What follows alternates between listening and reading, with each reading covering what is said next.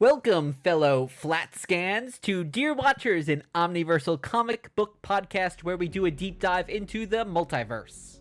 We are traveling with you through the stories and the worlds that make up an omniverse of fictional realities we all love.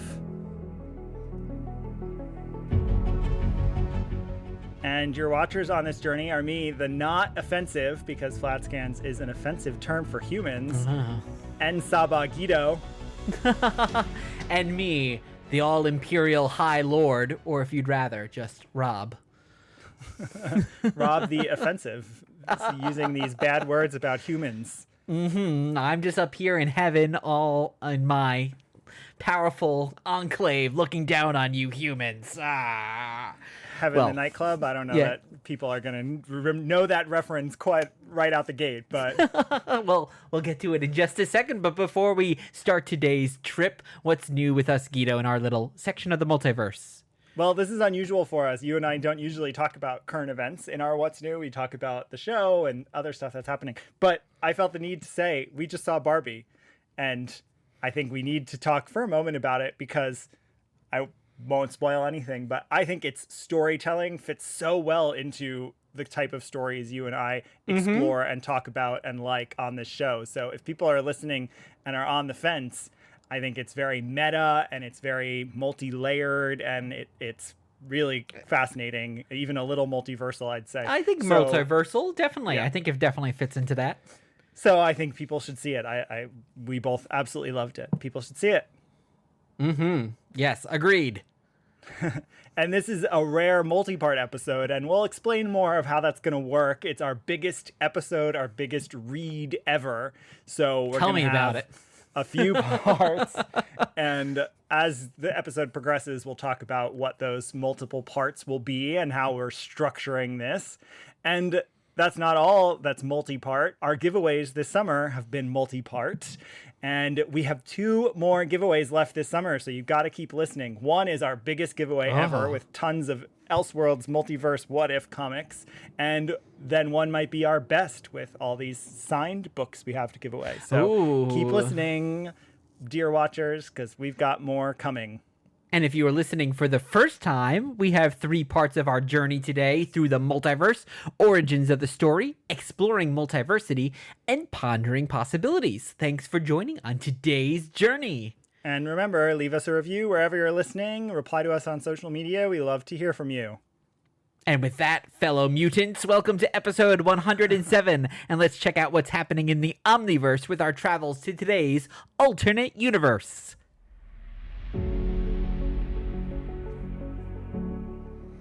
You missed the chance to call us Homo superiors. That's implied. And today we head to one of the most famous alternate universes ever. To find out the answer to the question, what if Legion killed Professor Xavier in the past, triggering the Age of Apocalypse? Yes, this alternate Earth is massive. Yes. It's Earth 295, so numbered for the cover date of its debut. It's known as the Age of Apocalypse. And in addition to the massive backstory that we are going to chip away at and having this huge debut event, this Earth has actually been revisited numerous times. I'd suggest it's probably actually the 3rd most well-developed Marvel universe after the 616 and the Ultimate Universe 1610. I think it's probably the Age of Apocalypse. And in terms of our coverage of X universes, we've covered a bunch of X books, but the most relevant to this episode and this story are What If Sinister formed the X-Men, which we covered in May 2022, episode 47, and What If Magneto and Xavier formed the X-Men together, which was way back on episode 21 November 2021. We covered that with Elliot. So I think we're going to do lots of history and background before we get into the main event. Yes. Okay, so picture it. America, 1994. X-Men Comics in 1991 set the record for the biggest selling comic, one that has not yet been broken. And we are talking biggest selling, and we were talking American comics because manga is wildly larger, like 500 times larger. Yeah, when you look at those numbers, it's just bananas. Like, we think we have big comics, but my gosh, I was looking at sales numbers for this, and woo, nothing compares. Well, DC certainly doesn't compare, because DC's top-selling comic of the modern age barely hit 750,000 issues. So even when they talk about the golden age and 1 million issues a month of Superman and such, that is an estimate and is also across sometimes multiple titles and issues. Yeah. So here's where we're going. Yeah. Gosh, so X-Men either way, #1. That million number is a slim fraction of 1991's X-Men #1, with over 8 million full caps issues printed and sold. So Yeah, that's a big number. I mean, yeah, sold might be much less, but you can't really assess sold. They're still sitting in people's like dollar bins, or they're sitting in someone who has a box of them thinking that they're going to be worth something. But of course, the reason this issue is not worth a lot is because there are 8 million copies of it printed. So word to the speculators out there. Yeah, it's an astounding number. Yes. And so you can see why it's never even come close to being beaten. And also, kind of speaking of astounding, there were, of course, already sometimes 4, 5, even 6 ongoing X titles happening at once. And that was true throughout this era, with one-shots and miniseries to complement a core of 4 or up to even 7 ongoing series. That is really a lot the age of of X. X. Yes, they really should have put 10 out at a time just to kind of go with the whole X number. Roman numeral X, yeah, that would have been quite fun. But no, they never did that marketing ploy. Well, these X titles were a big deal, and also X-Men were hitting more mainstream culture than other Marvel was at the time, which is hard to think of today when Marvel's everywhere. I know. We kind of had just Batman. That was kind of in the film universes, but nothing else really. But X-Men was really hitting it home with merchandising and, of course, the animated series debuting in 1992. These were really blowing up. Everyone's talking about mutants, making this incredibly visible, very well known, to a level that's not really ever been matched again for various reasons.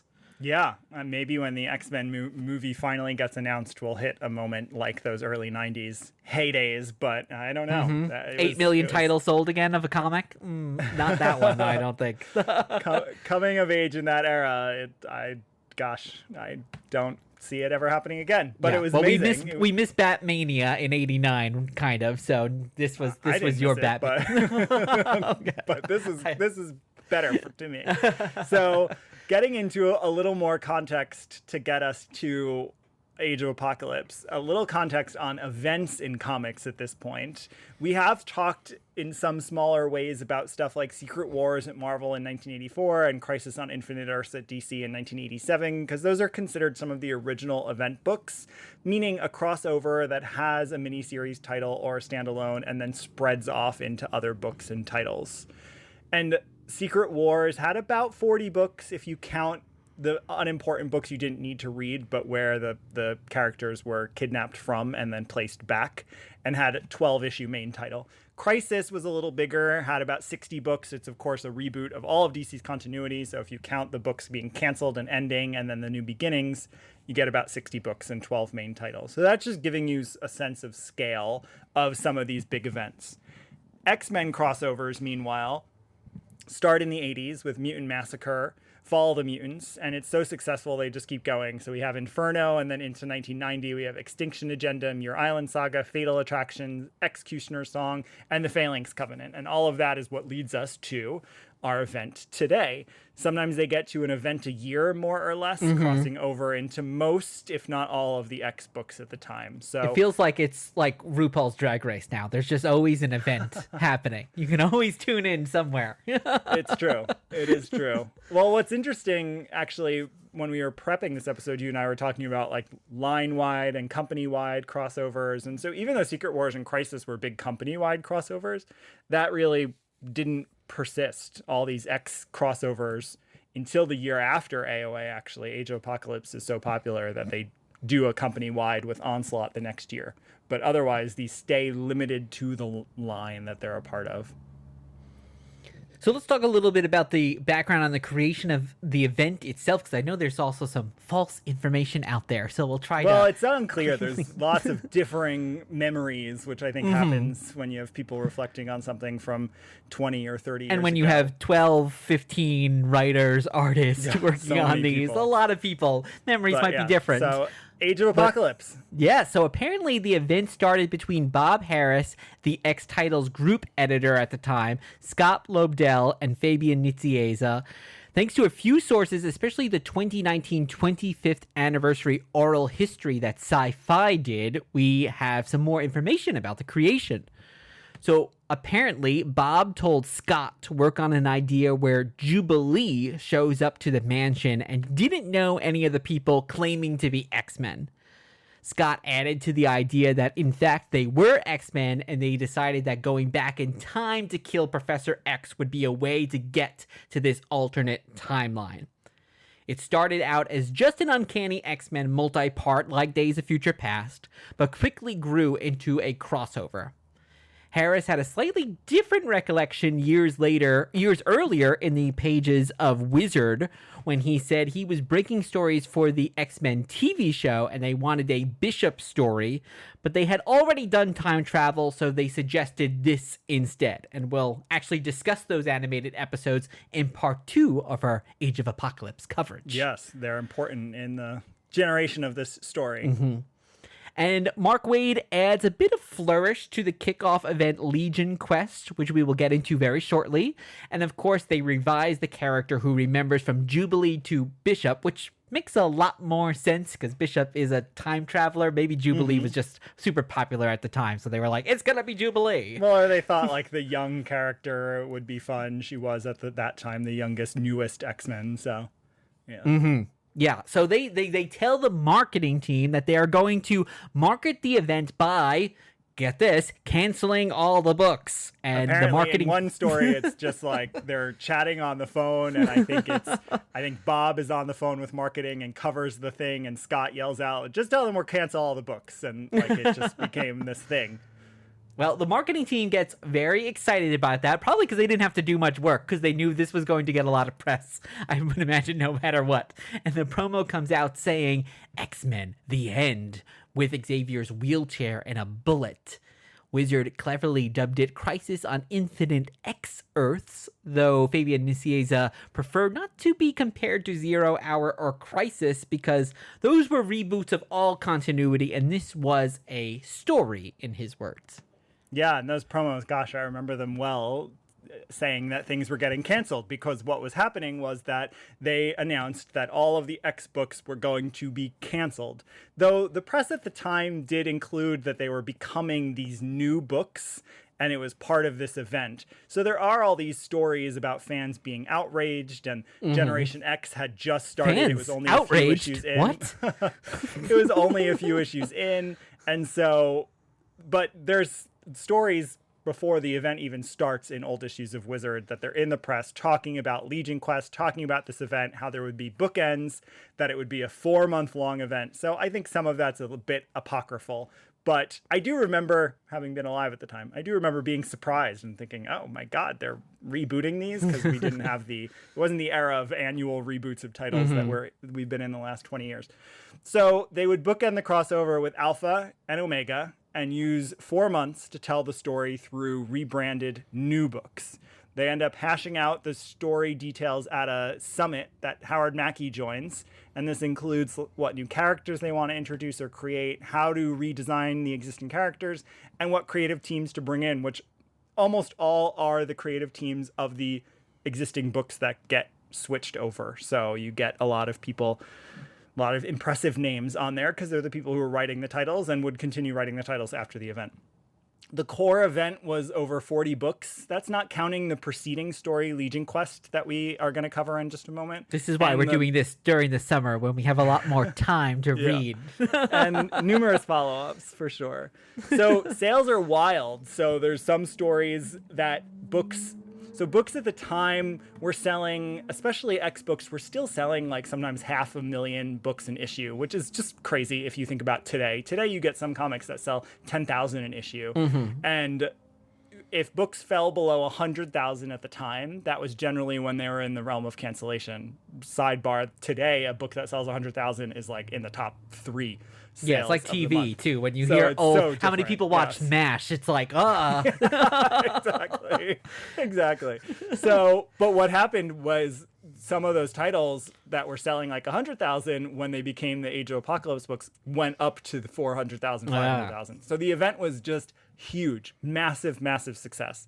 And we will continue to give some history over the course of our episodes and our conversations, including changes they made to the story, the impact and legacy, of course, the numerous sequels and other variations. There are video games inspired by this. There are the animated series. And totally coincidentally, just within the last 24 hours, Marvel at San Diego Comic-Con, July 2023, has posted a teaser logo that has the AOA X-Men logo saying, who are the new X-Men? So there is something going on that's going to call back to this, and we are going to explore all of that over the course of our coverage in these 3 episodes. So that is the general background on Age of Apocalypse, but let's talk about our background on this event. Guido, you've mentioned a few times that you were really following this as it was coming out. So what was your background? I mean, this could not hit at a better time, right? I'm 13 years old. I have been reading comics for a few years at this point. I guess I had enough of my own allowance money or whatever, but I was definitely going to the comic store every single week. And so when this happened, I mean, I remember everything about it quite well. And I don't have the best memory for stuff like this in my childhood, but I remember the promo. I remember consuming all the articles in Wizard, and I loved it. I absolutely loved the event. I read every single issue of the event. I continued to reread the event. I used to love stuff like this, and then the next year Onslaught even more. I would gather all my single issues and I would try to put them in order, and then I would carry around this pile of 40 books in order, and I'd try to see what the right order was, because of course the internet is really nascent at this point. There are like web forums starting to spring up, but I wasn't like accessing 2 hours for that forum to load, and then your sister would knock you off when she had a phone call. No, we had a separate line. Oh, we were lucky. fancy. Yes. Go. The party line or whatever. No, the party line is when you share it. We had the teen line or whatever. So yeah, I used to try to figure out what order they go in based on the sequence of events. And like, it was so, you know, I don't want to get too much into my opinion of it, though I will reflect on why it meant so much to me at the time. Here is that it was probably one of the first big complex things that I could consume. I imagine it's what other people, and of course it is like 7th grade or whatever. So it's probably when other people consume Lord of the Rings at that age, and it just imprints on them. I think it was probably the same thing. Like, it just imprinted on me because it was suddenly this entire world that I could try to figure out the pieces of, and the characters and how they fit together, and even like maps. Like, the world is different, so you had to figure out how everything flowed. And so I just absolutely loved it then. And again, I've reread it still probably. I've reread the whole thing start to finish at least half a dozen times, probably more if I count just casual reading back in the 90s. So, well, that's a great analogy with Lord of the Rings, because you're jumping back and forth through all these stories and the world building, which we're of course going to get to. And even the order is interesting, because you gave me the order to read these in, and a few times I'm reading and going, wait, did he tell me the wrong order? Because so many times you're like jumping right into the story. I was like, is this the actual order? Well, and it's imperfect. Like, I used to crave, you know, at this time, it's the triangle era of numbering Superman, where they put triangle numbers on all the Superman titles so that you had the precise order you should be reading them in.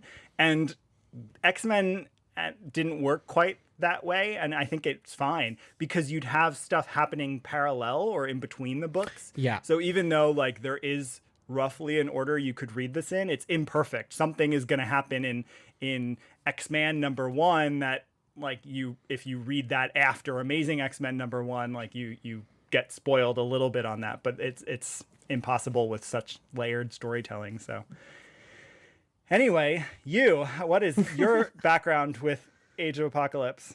Well, as you might have gleaned from what I was just saying, too, this is the first time I'm ever reading this event. You even told me when we were prepping something shocking to me. Yeah, that I wasn't even really sure what it was about. You didn't know how it kicked off? Like, you didn't know anything. None of those things. Well, in my head, I think I was conflating it with Days of Future Past a bit. I just knew that it was also an alternate timeline or future or something, but I was kind of just putting them all together, and I wasn't really sure what was what. So this was really, the first time I read this. I think I was, being that I'm a few years younger than you, I think this was just a little bit before I was reading comics, but I don't think I was probably actively reading these like you were, just getting the new books, because I remember I did do that with Onslaught a year later. So I think that just that 1 year difference of, okay, then I could get into an event, but at this age, I think I was more reading one-offs. I was, of course, I have integrated your childhood comics into my collection. You had a lot more Spider-Man and JSA. So you were reading a lot of X-Men books. Yeah, so. Spider-Man was the one I remember reading a lot of all the issues. And for X-Men, it was more watching the TV series and knowing those characters and this event, through there. As we've talked about, stays really contained to X books. Even though it is a sprawling, massive event, it stays contained to the X books. So yeah, and it's interesting. I think you make a good point with the internet, though, too, because especially if you're like an 8-year-old going to the comic store, it's probably very hard to know, okay, which books do I need to get in order to read all of this story? Yes, it says Age of Apocalypse on the cover, but even then, it's a little tricky. You don't have a nice easy guide to go off of. You had to ask people. You had to look at the catalogs, like the previews catalog and stuff. Yeah, it was fun to try to do that. I think I still have some of my like loose leaf paper where I would hand write out the issues that I had or needed or the order I thought they went in. I loved doing all of that. Well, let us be like Bishop and jump around in time back to the 90s. It is time for Origins of the Story. Right now on this very show, you're going to get the answer to all your questions. Our amazing story begins a few years ago. And before we get to Age of Apocalypse, we have to get to LegionQuest. So for this, we read X Factor 190, Uncanny X-Men 320 and 321, X-Men 40 and 41, and Cable 20. These are, of course, from Marvel Comics, and they are dated between December 1994 and February 1995. And I am going to tell you all the creators who worked on them, and it's a long list. Buckle up. So bear with us. We're not going to go issue by issue. Hope you use the restroom. The writers are Todd DeZago, John Francis Moore, Scott Lobdell, Mark Waid, Fabian Nicieza, and Jeph Loeb. The pencilers are Jan Gersima, Roger Cruz, Andy Kubert, Ron Garney, Ian Churchill. Inkers are Al Milgram, Tim Townsend, Dan Green, Joseph Rubenstein, Matt Ryan, Bud LaRosa, W.C. Karani, and Hilary Barta. Colorists are Glynis Oliver, Steve Bucatello, Kevin Summers, Digital Chameleon, and Mike Thomas. Letterers are Richard Starkings, Bill Oakley, Comicraft, Chris Iliopoulos, and JQ. And the editors are, of course, Bob Harras with Kelly Corvisi and Lisa Patrick. We read this storyline because it creates the Age of Apocalypse through Legion's actions. And here is a quick summary. So Legion, Xavier's son, wakes up after killing Destiny and from being in a coma and decides he needs to make everything right. So he and some X-Men travel back in time as he plans to kill Magneto. This is, of course, after he then apparently has a relationship with his mother. It's very strange. But he then attempts to kill Magneto and ends up killing Xavier, who throws himself in front of the psychic blade to save Magneto. The world slowly crystallizes from the M'Kron crystal wave and ends. Which is also happening, apparently. Well, it's not a coincidence. It's happening because Legion's altering the course of history. And one cool thing to note before we dig into what we thought and what happens is, so every single X book at the end of that month, which we did not read them all, but this is what I did as a child. I used to read them all because at the end of every book, they crystallized whatever was happening in the book. So even if it wasn't relevant to LegionQuest, with the greatest example, of course, being we did read the one where Rogue and Gambit kiss. They finally kiss and they crystallize. So you don't know what's going to happen. And the greatest one, I think, though, is Wolverine and Sabretooth are in a huge fight, like knockdown brawl, classic fight. And Wolverine has his two claws around Sabretooth's head, the kind of classic Wolverine move. Is he going to release the middle claw? He ends up popping the middle claw, crystal. And so you don't know what's going to happen, which, of course, you do come back and get the resolution of that story. But it's just a really cool thing that happened with the crystallization. So LegionQuest is essentially Age of Apocalypse Part 1. I guess you don't need to read it, but like you won't understand why the Age of Apocalypse exists unless you read it, right? Yeah, and this, well, we were speaking, I had never had read Age of Apocalypse. I don't think I've ever read a comic that featured Legion as a character, or if I have, he's not in a lot. Remember. He's in New Mutants when he debuts, Muir Island Saga when he kills Destiny, here. And then he doesn't show back up until the more modern reboots over the last 15 years. And we watched the first season of his FX TV show. So that did help at least give me some context into the mental issues that he's having, because a lot of that has been kind of resolved up to this point. So it was helpful to have that as a background, even though it's the TV show, not the comics. Yeah. Yeah, and I think it's a good... I like, other than the weird thing where he makes out with his mother and it's implied that they end up having sex that night, I think, because he doesn't know who he is. It's very strange, and I don't know why that was included. And she doesn't know he's her son either, so from it's the future, not. She's not at fault. But other than that, really problematic part of the story, I like this. I think it makes sense why Legion's doing it, right? He's trying to make up, because he's at this point healed. He's not deranged or evil. He's trying to make up for the fact that he killed Destiny and that things have just gotten so bad and gone so wrong. And it makes sense to me that he's put all of that in Magneto. Like it makes sense. He's thinking, well, if I eliminate Magneto, Xavier, my father's dream of mutant human equality can be fully expressed. There will be no one to impede him right off the bat. Of course, there ultimately will be other villains if that were to happen. So I think it makes a lot of sense. And then Xavier sacrificing himself makes, I think, some sense too. So yeah, it's that classic almost Batman question of people say, like, well, why doesn't Batman just kill the Joker? He could save a lot more. He could save hundreds of lives by doing that. And that's kind of Legion's thought here. It's like, I'm just going to kill Magneto. And yes, I'm going to kill this one person, but I'm going to probably save hundreds of people and help my father's vision in doing that. So I think it makes sense in his head. It's just against what Xavier believes in. Yeah. And I think it's good. I think a lot of this issue too, or this storyline, really brings it back to, for me, what is so much of a core part of X-Men, or at least the X-Men I read, which is the dichotomy between Charles and Eric, and a lot of this is in the flashback, and when did these two people's paths differ? Yeah. The other thing this has, I mean, it has that like sort of ideological light stuff, but it also has the soap opera elements of them too, which is really fun. Yeah. So yeah, I think it's a great story. It doesn't, though, stand in isolation. Again, I don't think you'd read this and feel satisfied, nor do I think you should read Age of Apocalypse without at least skimming this so you know what prompts it.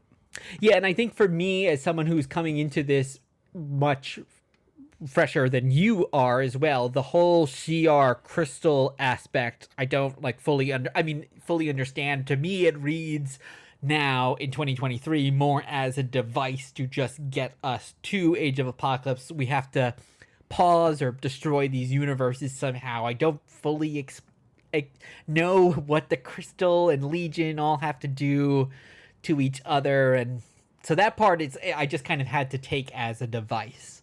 Yeah, well, and it ultimately is. I mean, you'll see a little element of it again, but it is ultimately a device. I think it's a way. I mean, I didn't do extensive research or even extensive thinking of my own knowledge of stuff to know, but this is one of the earliest big events like this that I think has ever happened. If you look, something like Days of Future Past is a 2-issue in title event, right? So this idea of suspending your books and creating an alternate timeline was not done. Even, Crisis is not that. 0 Hour was not that. Those are, as Fabian Nicieza said, and you mentioned, those are retooling the entire continuity of the universe.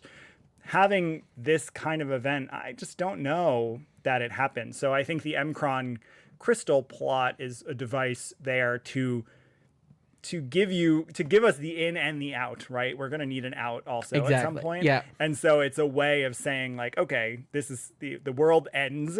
We're going to go to the Age of Apocalypse, and we're not just going to do that, because if you have Legion just alter history, it becomes a little harder to undo. Legion altering history. So you sort of need some other device, I think. And then the visual, like I said, is really cool with just everything crystallizing. So you're sort of putting the 616 in suspended animation while you veer off into the 295. Yeah, it gives us these nice moments too of Warren having just started a relationship with Psylocke, but she's one of the people who's been teleported to the past. And I think one of the moments that stand out the most to me is the Rogue and Gambit moment where, as you said, they finally kiss. They're going back and forth, of course, because of course you can't, it's hard to kiss Rogue. And that's nicely mirrored in the Charles and Leandra, or am I getting her name right? Lilandra from the Lilandra idea, because she's a hologram and they're apart and they can't really be together because she's out in outer space. And that's really nicely paralleled with the Gambit Rogue relationship. They are right next to each other, but of course still actually can't be together. Yeah. Well, that's right. And all of that, story works is all those character moments that you get is what makes the X-Men so good. Well, let's crystallize this segment and head into exploring multiversity.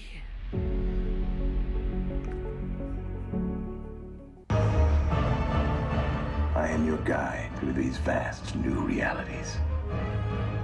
Follow me and ponder the question, what if? So, of course, we are answering the question, what if Legion killed Professor Xavier in the past, triggering the Age of Apocalypse? So get ready, here we go. And we read the first wave, if you will, of Age of Apocalypse for this first part of our coverage. And that is X-Men Alpha 1, Generation Next 1, Astonishing X-Men 1, Excalibur 1, Gambit and the Externals 1, Weapon X 1, Amazing X-Men 1, Factor X 1, and X-Man 1, all from Marvel Comics, dating between February 1995 and March 1995. Busy few months if you were reading comics. Yes. These are written by Scott Lobdell, Mark Waid, Warren Ellis, Fabian Nicieza, Larry Hama, John Francis Moore, and Jeph Loeb. Penciled by Roger Cruz, Steve Epting, Chris Bachalo, who's also credited as co-creator, Joe Madureira, Ken Lashley, Tony Daniel, Adam Kubert, Andy Kubert, Steve Epting, and Steve Skroce. They're inked by Tim Townsend, Dan Panosian, Mark Buckingham, Dan Green, Tom Wegerson, Phil Moy, Kevin Conrad, Carl Kiesel, Chris Warner, Matt Ryan, Al Milgram, Mike Sellers, Cam Smith, Bud LaRosa, Will Conrad. Lettered by Richard Starkings, Comic Crafts, Chris Eliopoulos, Pat Brousseau. Colored by Steve Bugaletto. Electric Crayons, Joe Rosas, Marie Javins, Mike Thomas, Kevin Summers, Glynis Oliver. Editors are Lisa Patrick, Kelly Corvisi, Suzanne Gaffney, and of course Bob Harras, who was credited at one point as the Big Kahuna and at another point as N. Saba editor. So lots of credits, and you can see they probably, to get these books to be on time, they had to just bring in so many people to fill in on pencils and inks and do some supports and finishes. People are credited as breakdowns and finishings. And so you had just so many people working on this to make it work. And of course it did work. And we read this because it's the kickoff of the event. It's the bookend alpha plus every title's first issue, except for the less core ones like Chronicles and X Universe, which we'll get to in our future coverage. We can't quite summarize if you never read it. It's just way too sprawling. Long story short, with Xavier dead, Apocalypse took over the US at some point from the early 70s or late 60s when he's supposed to have been killed, through to now. He has a home base in New York. Mutants are superior over humans who are oppressed, enslaved, or killed. And so we're just going to launch in, and more story details will show up in our conversation now and in the future. So why don't we start with the world building? That's really what we want to focus on here, is the world that's built. Yeah, I think it's so much, speaking as the person who's reading it for the first time, I think this is so much about the world building. And what's fascinating about the world building is that the writers do not give you all the information at one time. There's moments where I'm reading this and going, wait a second, am I supposed to know what's happening? And then I'll see it a few pages, books later, or sometimes many books later. Like one example I'm thinking is Apocalypse, or someone mentions the Shadow King in one of the first books in this run, but we don't see the Shadow King until one of the last books in the run. And another moment I'm thinking is someone says, oh, when we lost Jean, and you're thinking, oh, Jean Grey's dead, but in fact then we see Jean Grey and she's with Wolverine. So it's that slow building of like, oh, they had no need to tell you right from the start, oh, Jean's with Wolverine now. You're just going to get that once you get to it. So I love that they really took their time with this. Well, and that's something I love, is it's sort of a en media res, where it just starts in the middle. You enter into the story. Even though Bishop's arrival is the catalyst for this moment, the story just peels back layer by layer. But I think the structure also is so accessible. Well, I'm curious if it's accessible. You'll have to tell me in just a moment, but what I'm thinking makes it work, and I imagine it could be more accessible, is that you do have these very clearly delineated subplots, and they even do a good job of reminding you. It's like, okay, this group is out on a heist mission because they need to go retrieve that. This group is going over there to talk to Destiny to see if Bishop's telling the truth. This group is stopping the Sentinels from killing all of the humans, right? Like, you have each group's independent mission, but the books are just so well intertwined. So that's something I love about it. But does that make it work for a new reader?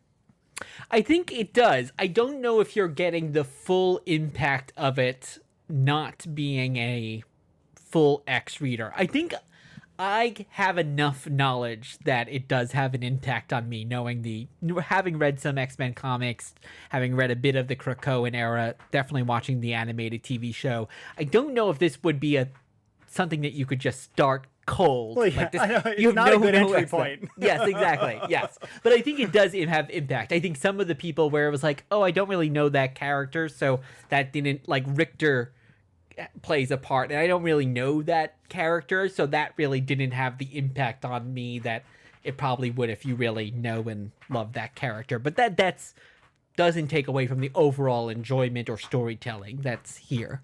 Yeah, though there are cool things that you just reminded me of, one that I imagine work for the amount of knowledge you had. Like, I love the Madri, and that's a good example too, where for a few issues they keep referring to the Madri as these like the who you have to fight, and they're all cloaked, and they're like, and Magi is such a good word because you think they're sort of like religious fanatics or something, but then it turns out they're all Jamie Madroxes. Multiple man, and so that's why they're called Magi, is Jamie Madrox, and it's just such a clever little twist. And so knowing Jamie Madrox obviously helps that, but it's really fun. Yeah, there's a lot of those little Easter egg-like things that are scattered throughout. And I think because X-Men has such a deep character base, it's fun that as you're reading the books, suddenly you're getting to the last book that we read and you're seeing characters like Forge and Toad that you hadn't seen up to that point. But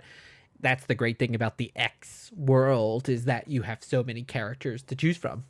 Yeah, well, I think that's what works well here too, is it's one of those alternate universe storytelling, and we always talk in our episodes about what kind of alternate universe is it. Is it one with a single point of divergence? Is it drastically different? Is it similar? Is the status quo reset? Like, and this, I think, threads a good needle, and it requires some suspension of disbelief, like why some of these characters would use the same code names, but it helps that they do, of course. So the fact that they generally use the same code names, and even in their redesigns, they're different, but they're recognizable. So I just like that, like, there's enough of the character, even though they came up in a completely different way post Xavier's murder in this timeline. There's still enough of the character that we know, so you can tell it's Jean, and you know that Jean and Wolverine had this romantic thing at some point, and you can obviously tell it's Rogue and Magneto, and Rogue and Gambit had something at some point. So there's enough from the 616 brought over, but then each character is tweaked in just enough of a way that you're like, oh, that's cool. I think. Yeah, one thing I'm thinking of is actually how the Sentinels are used here, because you think at first, oh, the Sentinels we always know are one of these big bad guys in the X-Men world, but here they're actually the humans are actually using them to help protect the mutants to some extent. So it was like, oh, I'm reading that and going, oh, that's interesting how we're taking one thing and changing it just a bit there. Yeah. And I was curious too, Guido, do you think, like, so we're talking about it being an alternate universe, but is this the Bishop from the 616 here? Yeah. Okay, so he is our only character. It doesn't matter if it is the Bishop from the 616 or a different Bishop, but he has the memories and consciousness of the 616. Like, I don't know if it's his physical, corporeal self or not. Sure. It doesn't matter. But yes, it is the 616 Bishop. I mean, that's what's going on here, is he has all of those memories, and slowly he starts to impart those to, like, Magneto, and that's where, all of the catalyst for this moment is coming from. And we have a lot of characters. We don't really have a single protagonist here. Magneto kind of maybe is the closest we have. We follow him a lot. But as you said, there's a lot of characters that are kind of similar to what we know, but different. Do you have a favorite character here, a favorite character arc, a favorite redesign? Well, I can't really talk about the arcs yet, because we haven't gotten through the character arc up to this point, I guess. Yeah. I love seeing every little twist. I mean, from something really small, which you probably wouldn't have even noticed, like Monet in Generation Next being Know-It-All, the computer, where she just knows everything. I did not know who that was. And I think that's just a really cool little way of taking this character, who at that point had been in 3-4 issues of the 616, had barely appeared.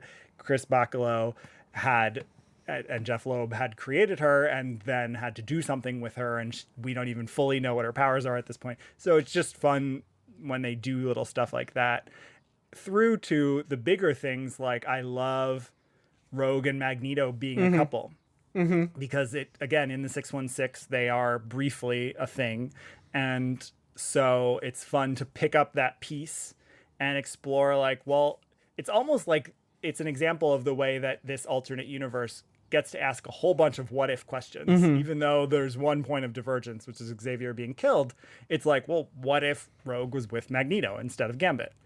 Yeah. In fact, someone even says what if at one point in one of the later issues, and I was like, he does. He talks about all the what ifs Magneto. Yeah, is it Magneto? Yeah. Yeah, and in here, they use Magneto's powers definitely. They can use Magneto's powers however they kind of want, because one of the things they do is that he's able to create some kind of barrier that allows him and Rogue to touch, and also, which is why they can have a child together. But it works really well, and also that Gambit was Magneto's best friend, and we only get that in one line. We don't know what that really meant, but Rogue was also in a relationship with Gambit, is now in a relationship with Magneto. So it's really interesting how that triangle, I think, especially, is set up. And I think Magneto in general as a character, as he's kind of, he's furthering Charles' legacy, but he doesn't know his own background, well, the 616 version of what he's done. And as he's kind of slowly coming to terms with those, with his past sins or sins on another world, I think that's really interesting. It hasn't happened yet. In fact, like, he never goes down that path, because he is trying to embody the legacy that he thinks Xavier would have wanted for him. So is there a character redesign that you really enjoyed, especially with your more moderate level knowledge. I really liked actually the redesign and the story for Scott a lot, because here it's so interesting because while he's called Cyclops and he of course has the visor, he does have 2 eyes, but here he only does have 1 eye because Wolverine has scratched out the eye. Literal, his name. So I actually like that it's like, oh, it's much more literal, and the idea that Scott is always like the ultimate soldier. He's the ultimate follower of Charles in the 616, and here of Sinister. So I thought that was really, that works so well. And even then his relationship with Alex, with Havok, just it's that classic Scott demeanor, only now he's an antagonist instead of a protagonist. But also I think we see that there's a lot more going on with that character and with his relationship with Havok, who wants to maybe kill him. So there's a lot of interesting things there. I'm curious to see where they play out. Yeah, I agree. And that's a fun story too, because Sinister is the narrator of the Factor X book and is obviously up to something and has his whole plans and schemes, and so that's Sinister's always a fun character. Yeah, totally. And I think I also just love anytime they have groups of characters together. I'm thinking especially when we get Forge has a traveling group of Shakespearean actors, but they're also doing other things. It's very Carnival, the TV show, and Toad has always been one of my favorite characters, so I love how he's been redesigned. And Forge himself, I love that because he's probably been through all this stuff. It's not just the little fake mechanical leg. Now it's like he's all like got this whole exoskeleton, and I think that works really well. Yeah. Yeah, and that of course is in the X-Men book, which there's lots of questions about who Nathan is and what his role is. Oh, and I have one more because there's so many characters. But the last one is I do love how they use Beast in this as well, because what's so fun about it is that he talks exactly the same, only he's evil. So it's fun that we get like evil Beast who's doing this genetic modification, which makes complete sense because he did it on himself in the 616, but that we get him doing all like, oh, my stars and garters and all that stuff, but he's also like experimenting on like hapless just killing individuals people too. For their genetic and literally like just dipping them into goo and like but he still has that jovial Beast way of talking, and of course I only hear the voice from the animated series saying all those lines. Well, this is Dark Beast, and as I mentioned to you, spoiler alert, he's one of the characters who comes over to the 616 at some point. I think probably for that reason. I'm sure people enjoyed him a lot.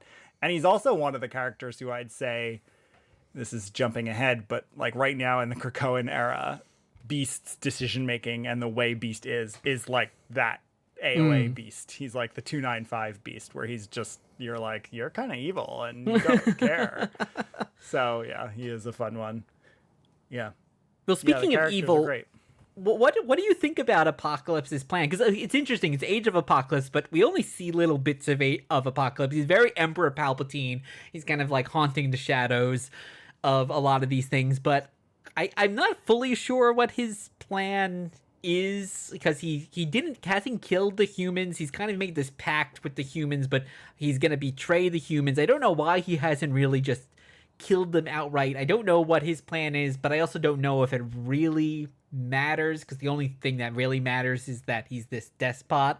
Like, what do you think about Apocalypse's actual plan? Well, I mean, you're right. It ultimately doesn't matter that much. And so I don't know that the details matter. What I think works to explain it all when it doesn't make sense to me is like that Apocalypse is always survival of the fittest. So it's not just that he's never been just the evil villain, I want to take over the world. Like that doesn't interest him. What interests him is survival of the fittest. And he's always wanted mutants as Homo superior to take a role of power over the world. But beyond that, like, he doesn't necessarily need to kill humans. Like, that's not his motivation. He doesn't care that much. Now, he does slaughter many, many humans throughout many different events because he is evil and oppressive and doesn't really care. But yeah, I don't know that he has a plan. I mean, if you think about it, and you'll get pieces of this in some of the backstory that unfolds, but obviously, like, he's only taken over the U.S. at this point. We also learn, like, there are humans still live and function and are not oppressed and enslaved in Europe and Asia. And so, well, the survival of the fittest, makes sense too, because he is willing to kill mutants that basically are useless to him. Like, if they don't have a power that can help him, he's willing to kill them as well. And even some of the humans, like, if they have a lot of money, they can live with Angel in the Heaven nightclub that we alluded to at the start. So, like, he's even those humans he's giving some pass to. So I guess you're right. It's not very. It is his own moral code, whatever that is, I guess, which is survival of the fittest. Yeah, and we see there is a little bit. Now, the book doesn't get into it. It's actually something, I think, thinking about the way, like, Kieran Gillen writes Immortal X-Men in the current Krakoa era is super political and Game of Thronesy and Succession-y. Like, this event probably could have gone more in that direction at times than was commonplace in the 90s, because you have this human council and they're assembled in England, and Apocalypse is sort of negotiating with them at times, and you have Moira McTaggart and her husband, and they're part of it. And so you have, like, this background where, I'm guessing Apocalypse is looking for sort of world domination, but ultimately he's not a catalyst in this. Like, you asked what his plan is. I don't know that he has much of a plan here. He's just sort of continuing what has already been happening in this world for 20 years. What brings it all to a head is everyone else's plan. Sinister has a plan that we haven't learned yet. Magneto has a bunch of stuff going on, mostly brought on by Bishop's arrival. So everyone else seems to have a plan in place that's kicking stuff off. And it's interesting. I think the more and more you're just explaining this, I'm going back actually to what you said at the start, not comparing it necessarily to this, but Lord of the Rings. And I'm really thinking more and more he is like a Sauron character because Sauron hasn't taken over the whole world, and we don't even know if that's really his plan, or maybe it is. But everyone has these all factions. Yeah, like you're saying, like he doesn't really care, right? It's just that domination of what he wants to do. So and all these other people, humans that have their own stories that are actually kind of throwing monkey wrenches into the issue. So there's a lot of comparisons. I wonder if that was at all an influence on this storytelling. Yeah, I don't know. I feel like it's probably influenced just countless writers in unconscious ways. So I think the last thing for me before we move away from it for this part is just thinking about the kickoff event is the importance of Xavier. Like, so when we think about the what if and those points of divergence, like, do we think this is a logical point of divergence? Do we think it is a reasonable Earth 295 that because Xavier dies, this is what plays out? Well, I think it shows you that when Xavier died, Magneto did carry on some of what he wanted, which is why we have characters having the same code names and having similar relationships, or even being the X-Men. Yeah, but I guess it's saying that there was something special about Xavier that kept that group together in a way that Magneto or other characters cannot. Just have not been capable of. Yeah. Yeah, I agree. I mean, like Apocalypse's quote unquote plan, you just don't dig into the details of it. But yeah, I guess it makes sense. Take this major player off the board, and who's to say that then at that point Apocalypse wouldn't have been able to dominate in the way that he did.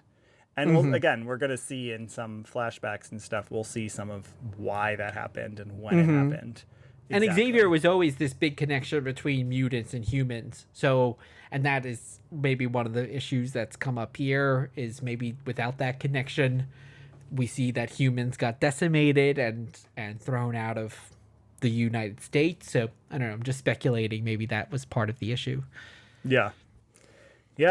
So I think that wraps up our exploring multiversity segment with Age of Apocalypse today. Well, there's going to be lots more books in the future, but before we get to those, let's try pondering some possibilities. Will the future you describe be averted? Will it, Charles? We have no idea. And that's Charles talking to Bishop, so it's very fitting that the how clip perfect. that we've always used from the animated series is going to really closely tie into this conversation. So we've already discussed 1,000,001 books, Guido, so what are we possibly talking about for pondering possibilities? Nothing. Ah. So we are going to talk about this over our next 2 parts. So here's how this is going to work, because this is such a huge event and we've just dipped our toe into it. So we are going to go every other week with our Age of Apocalypse coverage. So next episode is going to be something else, something unrelated.